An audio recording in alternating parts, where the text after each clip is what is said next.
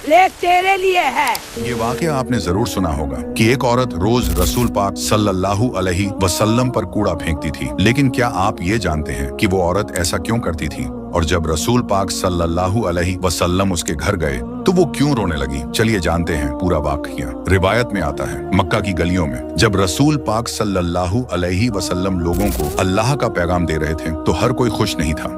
कुछ लोग नाराज थे, कुछ मजाक उड़ाते थे और कुछ तकलीफ देने से भी पीछे नहीं हटते थे। उन्हीं में से एक औरत थी जो हर रोज एक ही काम करती थी। जब भी रसूल सल्लल्लाहु अलैहि वसल्लम उस रास्ते से गुजरते वो ऊपर से उन पर कूड़ा फेंक देती। और हैरानी की बात यह है कि वहां और लोग भी होते थे, सहाबी भी देखते थे, लोग भी देखते थे, लेकिन किसी ने उसे रोकने की कोशिश क्यों नहीं की?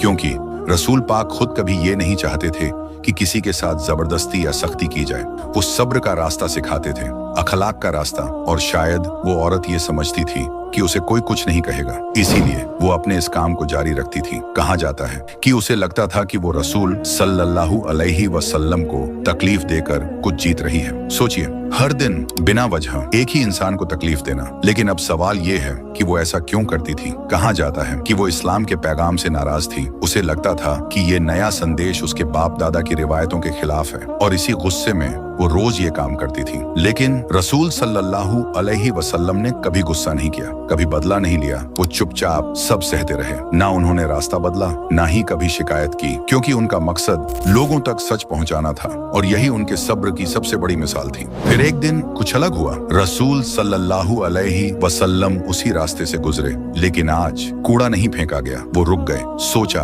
आज ऐसा क्यों हुआ? क्या वो औरत कहीं चली गई या फिर उसे कुछ हो गया? और यहीं से इस वाकया का सबसे खूबसूरत हिस्सा शुरू होता है। मोहम्मद सल्लल्लाहु अलैहि वसल्लम सीधे उस औरत के घर पहुंच गए। दरवाजा खटखटाया, अंदर से बहुत कमजोर आवाज आई। पता चला वो औरत बीमार थी। अब जरा सोचिए, जिसे वो रोज तकलीफ देती थी, आज वही उसकी खैरियत पूछने आया था। रसूल सल्लल्लाहु अलैहि वसल्लम ने उससे नरमी से पूछा, तुम ठीक हो? ना कोई गुस्सा, ना कोई शिकायत, सिर्फ रहम और मोहब्बत। उन्होंने उसके लिए दुआ की, उसका हाल पूछा और उसे तसल्ली दी। और यहीं वो औरत रोने लगी, क्योंकि उसे समझ आ गया कि जिस इंसान को वो नफरत देती थी वो उसे बदले में मोहब्बत दे रहा है। वो सोचने लगी, मैं हर दिन इन्हें तकलीफ देती रही और ये मेरे लिए दुआ कर रहे हैं।